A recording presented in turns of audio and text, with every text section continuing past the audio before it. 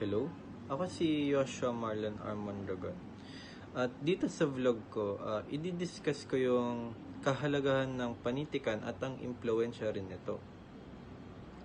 Well, masasabi ko yung impluensya ng panitikan ay nakabase sa ating past, present, at future.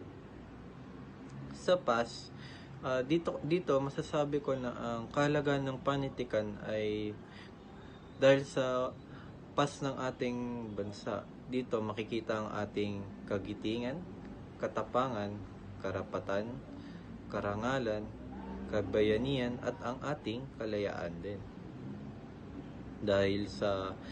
Kasi makikita dito kung paano tayo nagkaisa at lumago dahil sa ating kultura, panitikan. Kasi example dito sa ay si Jose Rizal.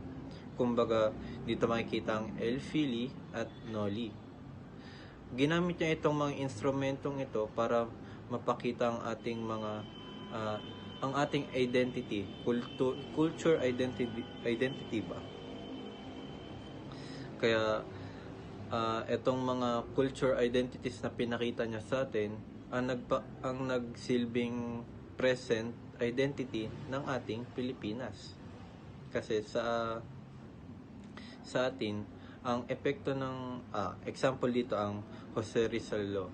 Ang Jose Rizal Law ay nagsasabi na bawat estudyante ng kolehiyo ay dapat maisalang-alang ang mga aral na pinapaano ni Jose Rizal, na pinapahiwatig niya sa atin na i-carry out natin sa ating buhay, sa society at sa future din. Sa future ng ating panitikan, dito nakadepende ito kung paano natin natin yung mga aral dito sa present time. Kasi dahil nga sa Jose Rizal Law,